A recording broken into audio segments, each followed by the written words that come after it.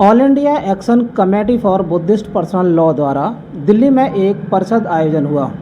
इस परिषद में पूरे भारतवर्ष के अलग अलग राज्यों से बौद्ध समाज के लोग इकट्ठा हुए। यहाँ इस परिषद के अंदर बौद्ध समाज के लोगों ने अपना बुद्धिस्ट पर्सनल लॉ को लेकर चर्चा की। आज हम संजोग सिंह जी के साथ हैं।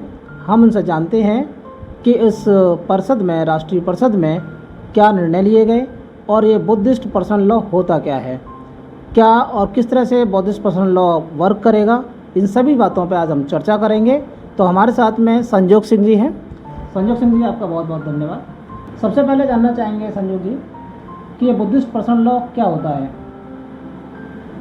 सबसे पहले मैं आपका आभार जताना चाहता हूं कि आप इस मुद्दे को कवर कर रहे हैं। बहुत ही महत्वपूर्ण मुद्दा है। तो नमो बुद्धाय। बुद्धिस्ट पर्सनल लॉ ये एक ऐसा विषय है जो आज अभी तक के 70 सालों में लोगों को इसके बारे में जानकारी भी नहीं हुई और इसके बारे में कोई भी शुरुआत या पहल नहीं हुई। भारतीय संविधान के अनुसार भारत में 7 मान्यता प्राप्त धर्म हैं जिनको आर्टिकल 25(1) में जगह दी गई, आर्टिकल 25 में जगह दी गई और उसके अनुसार वे अपने अपने धर्म का पालन कर सकते हैं स्वतंत्र रूप से। और इसमें ये देखने में आया कि इसमें 3 धर्मों का पर्सनल लॉ संविधान बनने से पहले, यानी कि ब्रिटिश सरकार के समय पर ही उनका पर्सनल लॉ बन गया और वो लागू हुआ। और हिंदुओं का पर्सनल लॉ ये 1955 में पास हुआ, 55 में ये कॉन्स्टिट्यूशन में आया। लेकिन इसमें बौद्धों को, सिखों को और जैनों को ये यूँ कहें कि इनके लिए कोई पर्सनल लॉ आज तक कोई बना ही नहीं। तो बौद्धों ने भी अपनी मांग 1982 से ये मुद्दा बौद्धों के संज्ञान में आया और लगभग 20 साल से तो बहुत सक्रिय रूप से जो है देश भर के बौद्ध इस मामले को उठा रहे हैं, विशेषकर महाराष्ट्र और उसके बाद उत्तर प्रदेश, लखनऊ से इसको लगातार उठाया जा रहा है।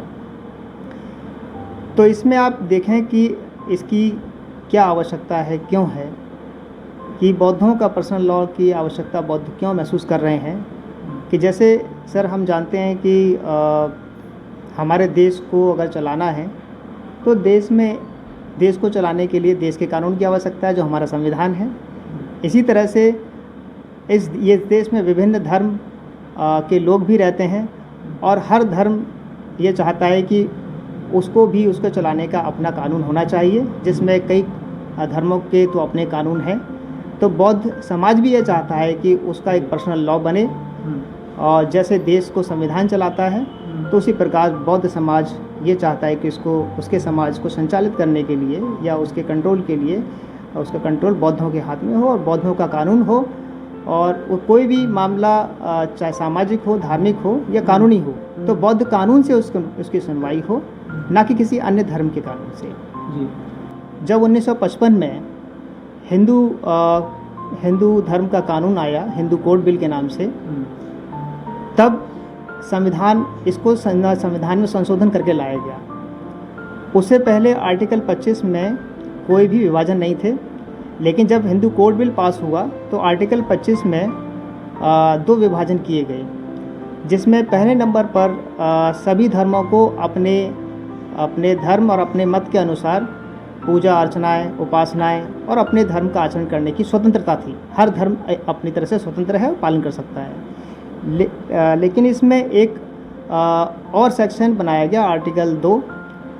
आर्टिकल 2 में आर्टिकल 25 का 2 आर्टिकल 25 के 2(ब) में बौद्धों को, सिखों को और जैनों को हिंदू धर्म के अधीन रखा गया, जो बड़ी दिलचस्प बात है कि भारत के 2 प्राचीन पारंपरिक धर्म है, बौद्ध और जैन। और ये देखने में बड़ा दिलचस्प लगता है कि उन्हें हिंदू धर्म, जो एक बहुत आधुनिक धर्म है, उसके अंतर्गत इनको रख दिया गया। इसका मतलब ये हुआ कि बौद्धों की अपनी कोई स्वतंत्र धार्मिक, सामाजिक और कानूनी पहचान नहीं है। अगर कोई भी मुद्दा उठता है तो उसकी सुनवाई हिंदू धर्म के अंतर्गत होगी। तो ये भी एक बहुत बड़ी वजह थी कि बौद्धों को ये बहुत कचोट रहा था कि हमारा भी अपना पर्सनल लॉ होना चाहिए, जिससे कि हम अपने समाज को उसके अनुसार रेगुलेट कर सकें या उसको उसके अनुसार वो आचरण कर सकें। तो सर, बौद्ध समाज के जो लोग हैं, इस पर्सनल लॉ को लेकर उनकी क्या राय है और इससे क्या उनकी महत्ता बढ़ जाएगी, क्या होगा इससे? अभी हमारा बौद्ध समाज ये कह सकते हैं शैशव अवस्था में रहा है, मैदानी इलाके का। अभी भारत के बौद्ध समाज की बात करें तो एक हमारा बौद्ध समाज प्राचीन बौद्ध समाज है, जो हमें हिमालय और भारत के पूर्वोत्तर राज्यों में दिखाई देता है। तो वो प्राचीन काल से बौद्ध धर्म का अनवरत पालन करते रहे हैं। और दूसरा, बाबा साहब डॉक्टर अंबेडकर के द्वारा जब से ये बौद्ध आंदोलन शुरू किया गया 1956 के बाद से, तो भारत में आज देखा जा रहा है कि बहुत तेज़ी से बौद्ध अनुयायियों की तादाद बढ़ रही है। तो बौद्ध ये चाहते हैं, जो बुद्धिस्ट बन रहे हैं लोग, या जो जिन्होंने बाबा साहब की बात को समझा जाना और अपने अस्तित्व के लिए और अपने पहचान के लिए और अपने मान सम्मान के लिए, वो बौद्ध या बुद्ध के द्वारा दिए गए जो शिक्षाएं हैं और बाबा साहब की द्वारा दी गई शिक्षाएं और बाबा साहब का जो निर्देश है उसका पालन कर रहे हैं। तो उसके अंतर्गत वो बौद्ध समाज ये चाहता है कि उसका भी अपना एक बौद्ध पर्सनल लॉ हो। लेकिन इसमें देखने में बात ये आती है कि अभी भी बहुत सारे लोग हैं जो कि हिंदू धर्म का अंग बने रहना चाहते हैं।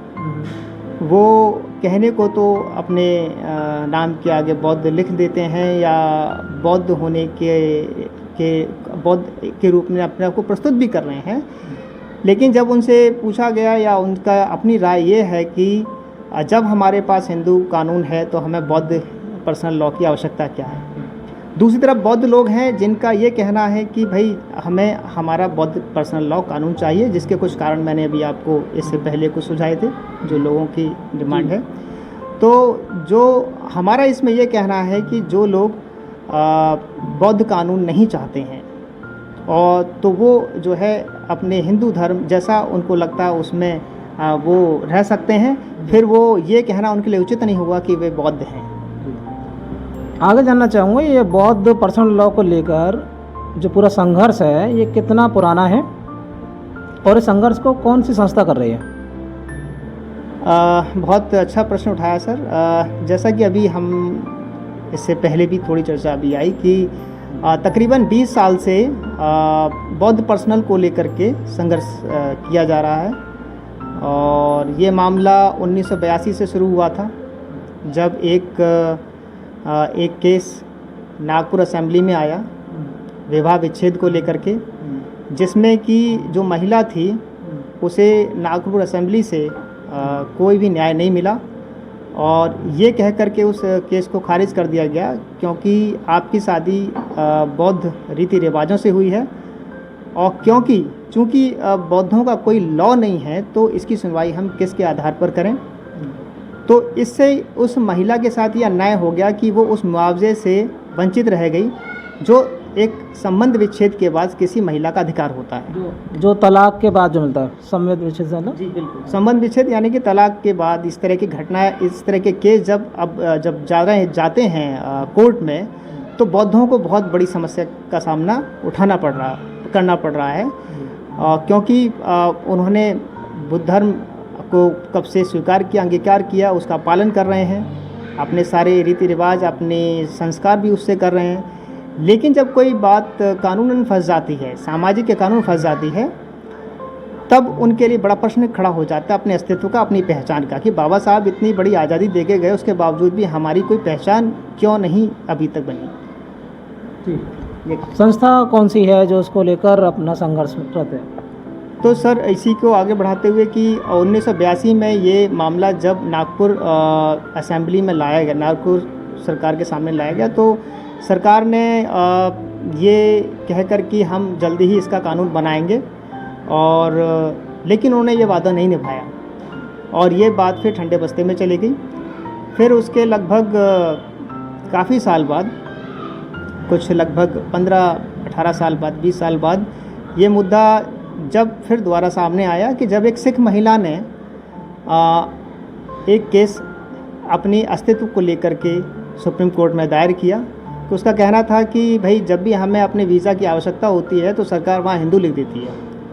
तो वो उनके जो है एक उनकी ठेस थी, उनके आत्मसम्मान को ठेस थी कि जब वो किसी इस धर्म से संबंध नहीं रखते हैं, वो धर्म का कॉलम क्यों लिखा जाता है। तो इसमें उस महिला का नाम विजेंद्र कौर था, श्रीमती विजेंद्र कौर। श्रीमती विजेंद्र कौर के ने जो याचिका दायर की और सिख समाज भी उसके लिए उठ खड़ा हुआ और उसने जो इसके लिए अपनी मुहिम चलाई, तो उसका लाभ ये हुआ कि जब मनमोहन सिंह की सरकार थी 2012 के आसपास, तो 2012 में ही, तो मनमोहन सिंह खुद भी सिख थे और उनकी सरकार के रहते उन्होंने आनंद साहिब मैरिज एक्ट सिखों के लिए पास कर दिया। तो ये घटना देख करके बौद्धों को लगा कि जब सिख लोग अपने पर्सनल लॉ की ना सिर्फ मांग कर सकते हैं, पास भी कर सकते हैं, तो बौद्ध क्यों नहीं, क्योंकि पहले शुरुआत तो बौद्धों ने की थी पर्सनल लॉ की डिमांड की। तो तब से 2012 से ये बौद्ध पर्सनल लॉ की मांग लगातार उठाई जा रही है। आगे जा कर के इसके लिए all India action committee for Buddhist personal law का गठन हुआ और जिसके अभी आज के तारीख में जो संयोजक हैं आयुष्मान दयासागर बौद्ध, इस पर्सनल लॉ की मांग को पूरे देश में, इस मुहिम को पूरे देश में चला रहे हैं और सरकार से लेकर के संसद और अल्पसंख्यक आयोग और सब जगह इस मुहिम के माध्यम से बौद्धों की इस बहुत ज़रूरी बात को देश के सामने उठा रहे हैं। All India action committee for Buddhist personal law, इसके बुलाने के क्या क्या उद्देश्य रहे थे? बहुत महत्वपूर्ण फिर एक और सवाल जिसकी जानकारी होनी चाहिए हमारे श्रोताओं को और बौद्ध समाज के लोगों को कि अभी बौद्ध धर्म की स्थापना के दिवस धर्म चक्र प्रवर्तन दिन के शुभ अवसर पर, मंगल अवसर पर दिल्ली में all India action committee for Buddhist personal law द्वारा एक राष्ट्रीय बैठक का आयोजन किया गया और इस बैठक को आयोजित करके, बौद्धों की इस महत्वपूर्ण ऐतिहासिक बैठक को आयोजित करके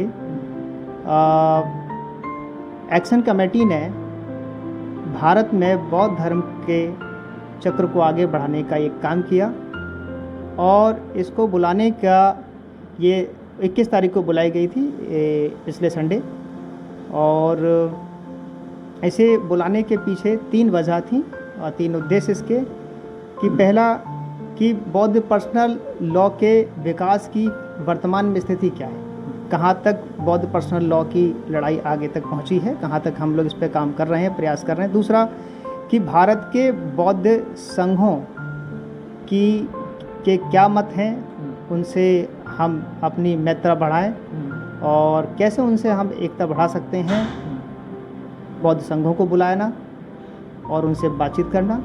और तीसरा कि all India Buddhist action committee का एक अपना लॉ बोर्ड होना चाहिए और लॉ बोर्ड पर विचार किया जाए, पूरे भारत के प्रतिनिधि हों उस लॉ बोर्ड में। तो ये 3 प्रमुख उद्देश्य हैं जिसको लेकर के ये परिषद दिल्ली में धर्मचक्र प्रवर्तन दिवस पर 21 तारीख को बुलाई गई थी। आगे जानना चाहूँगा कि बुद्धिस्ट पर्सनल लॉ की क्या स्थिति है और क्या प्रगति चल रही है इसकी? बुद्धिस्ट पर्सनल लॉ की अगर आप प्रगति की बात जानना चाहेंगे तो जैसा कि अभी पिछले सवाल में हमने आपको बताया कि पिछले 20 साल से ये मुद्दा बौद्ध समाज भारत का लेकर के आगे चल रहा है। पहले महाराष्ट्र, फिर उत्तर प्रदेश से लखनऊ में दयासागर बौद्ध जी के मार्गदर्शन में और उनके संयोजन में भारतीय बौद्ध संसद इस कार्य को बहुत संभाल के और बहुत व्यवस्थित तरीके से इसको आगे बढ़ा रही है। तो उनके जुझारू और कर्मठ व्यक्तित्व और उनके साथ ही जो इस कार्य को लेकर के उनका साथ दे रहे हैं, अच्छी उम्र हो गई है उनकी, उसके बावजूद भी। तो इसमें अभी तक की अगर स्थिति की बात की जाए तो इसमें यह हुआ कि जब सिख समाज का 2012 में सुप्रीम कोर्ट के आदेश पर सिख विवाह कानून पास हुआ, आनंद साहिब मैरिज एक्ट पास हुआ, तो बौद्ध जागे और बौद्धों ने इसके लिए बैठकें दिल्ली में शुरू की। अंबेडकर भवन में, डॉक्टर अंबेडकर भवन में पहली बैठक दिल्ली में दयासागर सर और उनके साथी, उनके सीनियर साथी वरुण बौद्ध और भी साथी ने ये बैठक वहाँ की और इंडियन बुद्धिस्ट धम्म मिशन के अंतर्गत ये बैठक की और इस मुहिम को आगे बढ़ाया गया। इसको लेके कई सांसदों से भी आगे बातचीत चलती रही और भी जो भी संघर्ष के लिए संवैधानिक तरीके रहे वो अपनाते रहे, लेकिन उसका जब कोई नतीजा नहीं निकला तब 2016-17 में अपने कानून के लिए सुप्रीम कोर्ट में याचिका दायर की और सुप्रीम कोर्ट ने भारत सरकार को 6 महीने में बौद्ध कानून पास करने का ऑर्डर किया। 2017 में ही सुप्रीम कोर्ट का आदेश आया कि सरकार बौद्धों का कानून अगले 6 महीने में बना करके दे। लेकिन यह मामला आज तक 6 साल से लटका हुआ है। 6 साल से सरकार इस पर कोई कार्य नहीं कर रही है और बौद्ध कानून को पास करने के लिए टाल रही है। तो आज बौद्ध पर्सनल लॉ का मामला विधि मंत्रालय यानी कि हमारे जो लॉ कमीशन है उसके लीगल सेक्शन 3 में है। लीगल सेक्शन 3 में अभी ये मामला हमारा लंबित है और इसमें अभी तक 13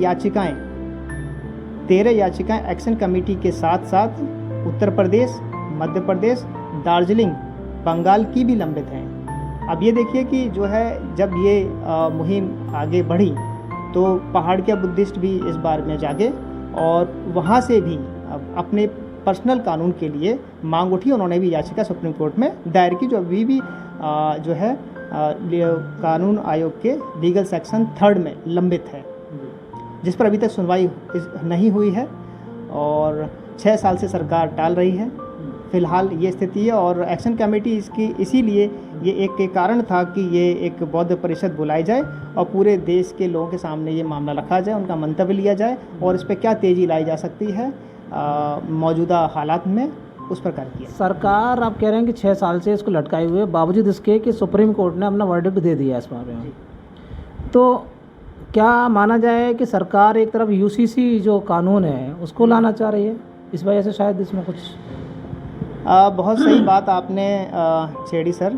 जो है सरकार अगर इसको लाने की मंशा होती तो फिर इसको ले ही आती, लेकिन देखने में आया कि जब से सुप्रीम कोर्ट का वर्डिक्ट आया तो उसके कुछ समय बाद ही, साल भर या कुछ समय बाद ही सरकार यूसीसी का मामला ले आई और सरकार ने कमेटी को ये कहा, जब कमेटी उनसे मिलने गई, कि हम आपके लिए और पूरे देश के लिए यूनिफॉर्म सिविल कोड लेके आ रहे हैं जिसमें आपके धर्म को भी शामिल कर लेंगे। लेकिन इसमें हमारी कमेटी का साफ उनको सरकार को कह देना हुआ कि आपके इस यूसीसी कोड बिल को हम मान्य नहीं करते।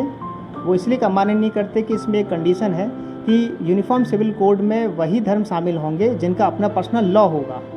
चूँकि बौद्धों का अभी पर्सनल लॉ है ही नहीं तो वो यूसीसी में कैसे जाएगा। इसका मतलब ये हुआ कि वो किसी धर्म के अधीन जाएगा, क्योंकि संविधान में आर्टिकल 25(2) में हिंदू बौद्ध और बौद्ध सिख और जैन हिंदू कानून के अंतर्गत आ रहे हैं। तो यूनिफॉर्म सिविल कोड में भी हमारी वही स्थिति होगी। तो फिर हमारे संघर्ष का मतलब क्या रहा। तो हमारी कमेटी का बुद्धिस्ट पर्सनल कमेटी का हमारा ये सीधा स्पष्ट उनको ये बात उनको कही कि आप पहले हमारा बौद्ध कानून पास कीजिए, फिर हम यूसीसी में आने का विचार करेंगे। कि पहले हमें अपना बौद्ध पर्सनल कानून चाहिए, हमारा पर्सनल लॉ चाहिए, उसके बाद ही हम यूसीसी पर विचार कर सकते हैं। अन्यथा हम आपके यूसीसी को खारिज करते हैं, मतलब हम इस व्यवस्था में फ़िलहाल में नहीं आ पाएंगे। लेकिन सरकार अभी यही देखने में आ रहा है कि वो यूसीसी का ही बीच में लाती रही है और वो टालती रही है। 6 साल से ये स्थिति चल रही है। अभी जो ये कानून आयोग है कानून आयोग में आया कि कानून आयोग में फ़िलहाल में कोई अध्यक्ष नहीं है, तो उस वजह से मामला लटका रहा कि इससे पहले किरण रिजिजू थे, उन्होंने उनसे हमें कानून आयोग के अध्यक्ष थे, उनसे हमें समय नहीं मिल पाया और उसके बाद फिर कोई अध्यक्ष नहीं रहे, तो ये मामला अभी तक लटका हुआ है। बौद्ध जो परिषद हुई, इसमें प्रमुख रूप से किन बौद्ध संघों ने हिस्सा लिया और उनकी क्या राय थी? जी बिल्कुल, बुद्धिस्ट एक्शन कमेटी की इस राष्ट्रीय परिषद में जो ये राष्ट्रीय परिषद हुई, तो इसमें राष्ट्रीय अल्पसंख्यक आयोग की बौद्ध प्रतिनिधि या बौद्ध सदस्या माननीय आयुष्मती रेंचन लामो जी की उपस्थिति में ये परिषद बुलाई गई और उनकी उपस्थिति थी, और उनकी उपस्थिति में भारत के बहुत ही प्रमुख संघों ने इस राष्ट्रीय परिषद में भाग लिया और अपनी जो है भूमिका अदा की। इसमें एक बहुत बड़ा संघ है भारत का, जो कि इसी तरह के कार्यों के लिए वो भी काम कर रहा है और जाना जाता है। आयुष्मान अभय रतन बौद्ध जी का ये है सर बौद्धों का राष्ट्रीय समन्वय संगठन बोध गया। तो राष्ट्रीय संगठन बौद्धों का ये संचालित करते हैं, संसद बोध गया में लगाते हैं अभय रतन बौद्ध जी। वो इस बैठक में प्रमुख रूप शामिल थे और उन्होंने बहुत अपनी गहरी बातें भी कही। उसके बाद समण संघ के संस्थापक तो नहीं कह सकते, क्योंकि समण संघ की परिकल्पना में कोई भी पद नहीं है, लेकिन फिर भी जो इस मुहिम को लेके जा रहे हैं आयुष्मान सुधीर राज जी, तो वो इसमें शामिल थे। और समण संघ भारत में बहुत तेज़ी से बढ़ता हुआ एक संघ हम सब लोग देख रहे हैं, समण संघ। और इसके अलावा जो है धम्मभूमि के संस्थापक भिक्खु कर्णव श्री राहुल जी वो थे। और इसके अलावा डॉक्टर SN बौद्ध, जो कि national international Buddhist society Bharat में चला रहे हैं, और इनका खासकर ऑनलाइन प्लेटफॉर्म लोगों तक पहुंच कर पा रहा है और एक बहुत बड़ा बुद्धिस्ट मूवमेंट खड़ा करने में ये भी अपनी भूमिका देश में निभा रहे हैं। तो ये कह सकते हैं कि ये कुछ बहुत बड़े नाम हैं भारत में, जो पूरे भारत में बौद्ध गतिविधियां चला रहे हैं, और इन्होंने इस राष्ट्रीय परिषद में शिरकत की और उन्होंने तहे दिल से इस राष्ट्रीय परिषद की बातों को समझा और स्वीकार किया, और बौद्ध पर्सनल की मांग को इन्होंने स्वीकार किया, समर्थन दिया और हर तरह से मदद के लिए इन्होंने बात कही। आगे जानना चाहूँगा कि ये बौद्ध पर्सनल लॉ है, इसका जो बोर्ड बनाने की बात हो रही है, उस बोर्ड बनाने से क्या लाभ मिलेगा, आगे क्या स्थिति रहेगी? बहुत सही। एक और जो उद्देश्य से जुड़ी हुई बात है कि बुद्धिस्ट पर्सनल लॉ जो कमेटी है, इसका अभी कोई लॉ बोर्ड नहीं है। तो भारत में इसका लॉ बोर्ड गठित हो, तो एक उद्देश्य ये भी था इस परिषद का, क्योंकि हमारी इस राष्ट्रीय परिषद में 18 राज्यों के प्रतिनिधियों में से कुछ राज्यों के प्रतिनिधियों ने, अधिकतर राज्यों के प्रतिनिधियों ने भाग लिया, और इन प्रमुख संघों के अलावा इन प्रतिनिधियों ने भी, अलग अलग राज्यों से आए हुए प्रतिनिधियों ने भी, तमिलनाडु से भी थे, महाराष्ट्र से भी थे और बंगाल से भी थे, इन सब प्रतिनिधियों ने बौद्ध पर्सनल लॉ की मांग का समर्थन किया और उसमें हर तरह से अपनी भागीदारी निभाने के लिए कहा। और जहाँ तक लॉ बोर्ड के गठन की बात है, तो ये देखने वाली बात है कि जो प्रमुख रूप से चर्चा में आया, तो इस पर विस्तार रूप से तो मैं ज़्यादा नहीं कह पाऊँगा, क्योंकि ये जो है सीनियर लेवल पर इसके डिस्कशन की बात है और उसमें क्या गहराई है। लेकिन जो कुछ खास बातें जब हम मीटिंग में थे, हमने जो सुना, समझा, जाना, वो ये कि अगर सरकार बौद्ध पर्सनल कानून पास कर देती है, तो फिर एक बार जब ये बौद्ध पर्सनल कानून सरकार पास कर देगी, तो इसका बोर्ड की गठन की बात आएगी, तो सरकार इसका बोर्ड गठित भी करेगी। तो बोर्ड गठित करेगी तो वो सरकार अपने तरह से बोर्ड गठित करेगी। जिसकी भी सरकार होगी, जो भी बौद्ध पर्सनल लॉ पास करे, बौद्धों के लिए, वो इसका बोर्ड का गठन करेगी। तो अपने अनुसार उस बोर्ड में अपने मेंबर्स रखेगी। तो उसमें जो बुद्धिस्ट एक्शन कमेटी है उसको भी अपना स्टैंड लेना है। इसके लिए वो ये चाहती है कि आगे सरकार कोई भी हो, क्योंकि वो ये मान के चलती है कि बौद्धों की सरकार की बात हम अभी इतनी जल्दी नहीं सोच सकते। वो बहुत दूर की बात है कि बौद्धों की अपनी सरकार बन पाए। तो तब ऐसे हालात में बौद्ध समाज क्या करेगा और एक्शन कमेटी इसके लिए क्या नीति अपनाएगी। तो बुद्धिस्ट एक्शन कमेटी ने ये अपना बोर्ड गठन का कार्यक्रम इस बैठक में चर्चा में लाया कि जब सरकार अपना बोर्ड गठन करेगी तो हमारी एक्शन कमेटी का भी एक बोर्ड होगा जो इसको वहाँ से नियंत्रित करने का काम करेगा। क्योंकि हम पूरी तरह से ये भरोसा नहीं कर सकते कि जो सरकार बोर्ड गठन करेगी वो पूरी तरह से ईमानदारी से बौद्धों की बात रखे। तो अगर कोई भी ऐसी गुंजाइश होगी तो कमेटी का जो पर्सनल लॉ बोर्ड होगा वो अपनी सिफारिशें सरकार को पर्सनल लॉ के लिए देगा। तो एक हमारा निजी बोर्ड होना आवश्यक है। तो खास बात ही है जी। अब इस बोर्ड की जो ये बोर्ड गठित होगा उसमें कुछ खास कंडीशंस होंगी कि इस बोर्ड में मेंबर कौन होंगे। तो ये तय किया गया कि ये जो बोर्ड होगा वो सरकारी बोर्ड को नियंत्रित करने के लिए आरंभ में 24 सदस्यों का बोर्ड होगा।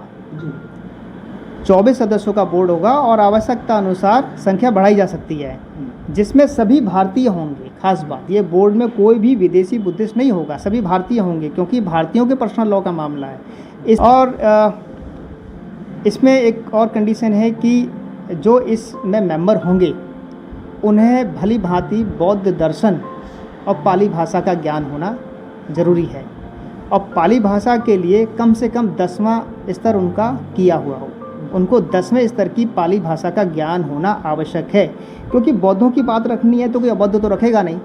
अभी देखने में आ रहा है कि हमारा समाज बौद्ध तो बना है या बौद्ध के रूप में खुद को बौद्ध कह रहा है, लेकिन वो बौद्ध दर्शन को तो कुछ जाना है, लेकिन उसके इतिहास और उसकी धरोहर जिससे वो उसके सही से पहचाना जा सकता है, उसकी पाली भाषा, उसकी पूरी तरह से जानकारी अभी लोग नहीं रख रहे हैं। थोड़ी बहुत अभी जागरूकता बढ़ी है, लोग पाली भाषा की तरफ आगे बढ़ रहे हैं, तो उनमें से मेंबर रखेंगे, क्योंकि जो उसके ऊपर न्याय कर सके, न्याय वही कर सकते हैं जो बौद्धों की जो मेन पहचान है उससे परिचित हैं।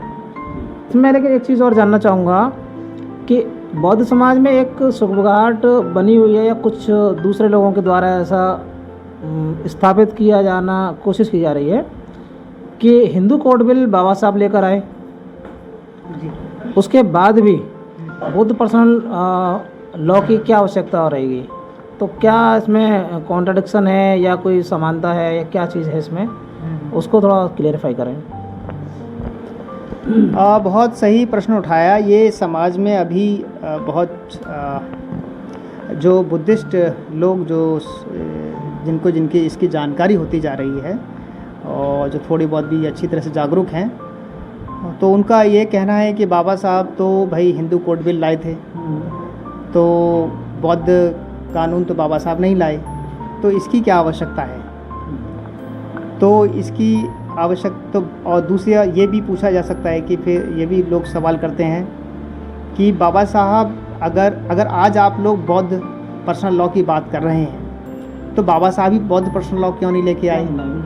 तो ये दोनों सवाल एक दूसरे से जुड़े हुए सवाल हैं। तो इसमें यहाँ हमारे एडवोकेट मुकुंद खैरे साहब, जिनका देहांत हो गया, जो इस बौद्ध पर्सनल लॉ की मुख्य करड़ी है, जिन्होंने इस पर्सनल लॉ को डिज़ाइन किया, तैयार किया, दया सागर सर के सहयोग के माध्यम से भी, और भी जो सीनियर साथी थे तब किया उन्होंने। तो उन्होंने इसका जवाब भी कुछ इस तरह से दिया है, क्योंकि हिंदू कोड बिल 1955 में लाया गया और उससे पहले हिंदू कोड बिल नहीं था। संविधान 1950 में लागू हुआ, और जब 1950 में संविधान लागू हुआ तब संविधान में आर्टिकल 25 में भारत के 7 मान्यता प्राप्त धर्म थे, और इनका कोई सब क्लॉज नहीं था, जी और ये सब स्वतंत्र रूप में अपने अपने धर्मों का पालन कर सकते थे। जी इसमें 3 धर्मों का आज़ादी से पहले पर्सनल लॉ था ब्रिटिश पीरियड में,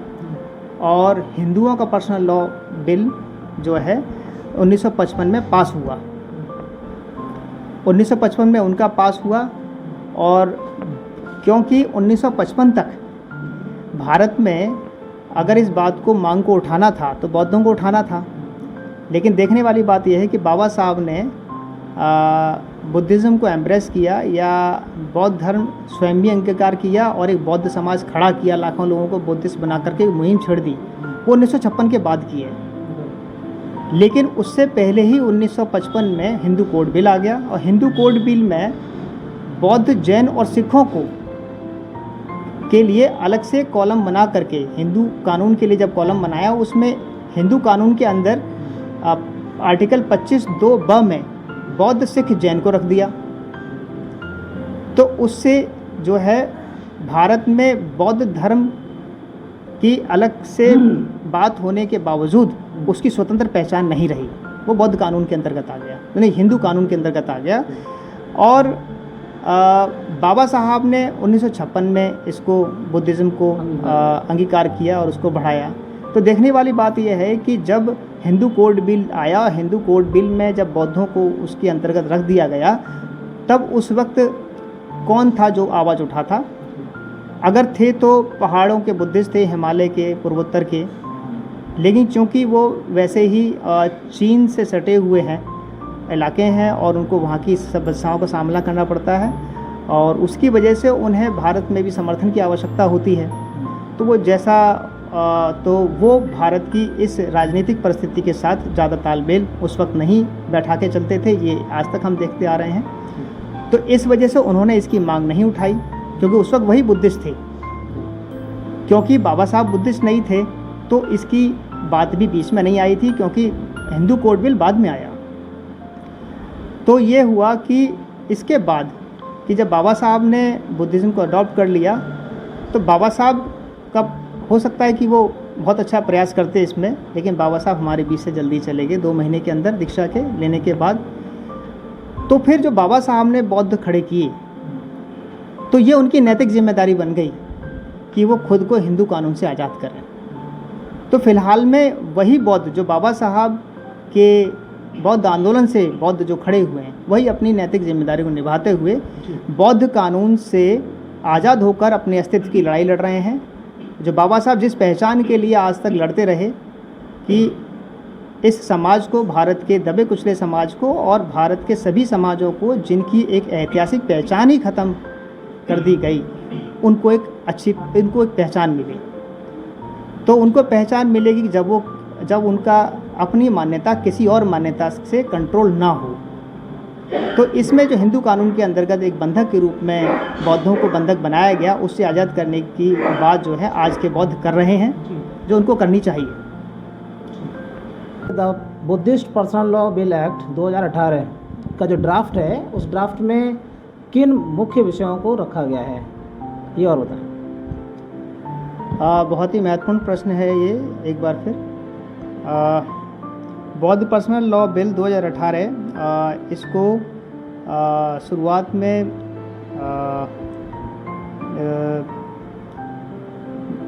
आयुष्मान डीपी वरुण सर, जिनका अब देहांत हो गया वो, और आयुष्मान दयासागर बौद्ध जी ने इसका एक इनिशियल ड्राफ्ट तैयार किया।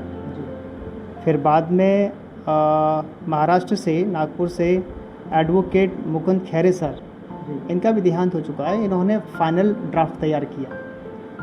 तो इस फाइनल ड्राफ्ट को ही बौद्ध पर्सनल लॉ बिल 2018 कहते हैं। और ये जो ड्राफ्ट है 4 भागों में डिवाइडेड है, और 4 भागों में 4 बिंदुओं में ही बौद्ध समाज की सारी जितनी भी बातें हो सकती है इसमें लाने की कोशिश की गई है, जो कानून से संबंधित हैं। पहली कि बुद्ध और बोधिसत्व, जिनके मार्गदर्शन में ये जो है बौद्ध समाज आज दिखाई दे रहा है, वो बौद्ध दर्शन समितियाँ या बोर्ड एवं माइनॉरिटीज़ मोनेस्ट्रीज़ अधिनियम। तो मोनेस्ट्री का अधिनियम भी बौद्ध दर्शन और समिति बोर्ड के साथ और बुद्ध और बोधिसत्व के साथ एक अधिनियम है पहला। दूसरा, बौद्ध विवाह मंगल परिणय यानी कि मैरिज एक्ट, बौद्धों का मैरिज एक्ट, जिसमें कि तलाक नियम, दत्तक के अधिकार एवं संरक्षण आता है। तीसरा, बौद्ध शमशान अधिनियम, बौद्धों का भी एक अपना शमशान अलग से होना चाहिए, जिससे कि हमारी अलग पहचान है तो हमारी अलग व्यवस्था होनी चाहिए, क्योंकि एक दबाव में ये समाज काफ़ी कुछ जीता है, उससे आज़ाद होना चाहिए। चौथा, पाली भाषा का संरक्षण अधिनियम, कि जैसा कि अभी बौद्ध समाज जान गया है कि पाली भाषा भारत की सबसे प्राचीन भाषा है, जिसके सभी भाषाओं का बाद में उदय हुआ, और इस भाषा को अभी तक किसी भी अनुसूची में नहीं रखा गया है। भारत की लगभग सभी प्रादेशिक भाषाएं हों और संस्कृत भी हो, इनको जो है अनुसूची में स्थान है, 8वीं अनुसूची में स्थान है, लेकिन पाली भाषा को अभी तक 8वीं अनुसूची में स्थान नहीं है, तो वो उसको सम्मान मिले और इसके साथ साथ इसका एक कानून भी हो, तो जिससे कि बौद्ध समाज इसके सानिध्य में आगे बढ़ पाए। तो ये 4 बातें ड्राफ्ट में आती हैं, ये अभी तक के बौद्ध पर्सनल लॉ बिल में है। और इस बौद्ध पर्सनल लॉ बिल पर जैसे अभी परिषद में बात हुई 21 तारीख को, और आगे एक बड़ी बैठक जो है भारतीय बौद्ध संसद उत्तर प्रदेश की आगरा में 8 सितंबर 2024 दिन रविवार मंगल बुद्ध विहार ग्वालियर रोड आगरा पर लगेगी, जिसमें कि बौद्ध पर्सनल कानून के मामले हों, पाली भाषा है उसको जो विकास कर रही है बौद्ध संसद के माध्यम से चल रहा है, एक्शन कमेटी की क्या कार्रवाइयाँ हैं, उनकी एक बार फिर जो बौद्ध समाज इसका लाभ ले सकता है, उस संसद में आकर के जान सकता है कि बौद्ध समाज की आयु की लड़ाई कैसे लड़ी जा रही है, कैसे उसकी आज़ादी की लड़ाई लड़ी जा रही है, क्या बौद्ध समाज है, कैसे आना चाहिए आगे। और इसमें एक बात, और बोर्ड की गठन की बात आई थी, जिसके लिए कानून में भी बात की गई है कि इसमें पहले ड्राफ्ट में बोर्ड को भी जगह दी गई है कि इस एक्शन कमेटी का बोर्ड होगा। तो इस बोर्ड की जो अभी परिषद में चर्चा हुई है, इसको फाइनल 6 दिसंबर को किया जाएगा। ये थोड़ा सा रह गया था, मैं जोड़ना चाहूँगा। 6 दिसंबर 2024 को फाइनली कमेटी अपने पर्सनल लॉ बोर्ड का डिक्लेयर करेगी। लॉ बोर्ड जो बनेगा उसको डिक्लेयर करेगी कि भारत के 18 राज्यों से या 24 राज्यों से 18 राज्यों से कौन कौन प्रतिनिधि इसमें शामिल होंगे।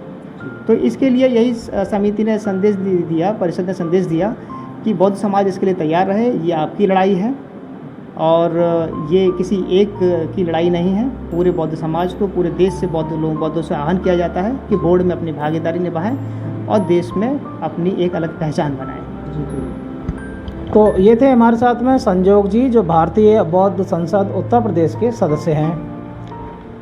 संजोग जी ने बड़े स्पष्ट रूप से बताया है कि जो बौद्ध समाज है उसको अपने जो प्राचीन काल जिसे कहते हैं आदिकाल, और जो चूँकि बौद्ध दर्शन अपने आप में बहुत ही एक पुरातन सनातन जो व्यवस्था है उसका एक पार्ट है। पार्ट क्या है, वहीं से शुरुआत भी होती है।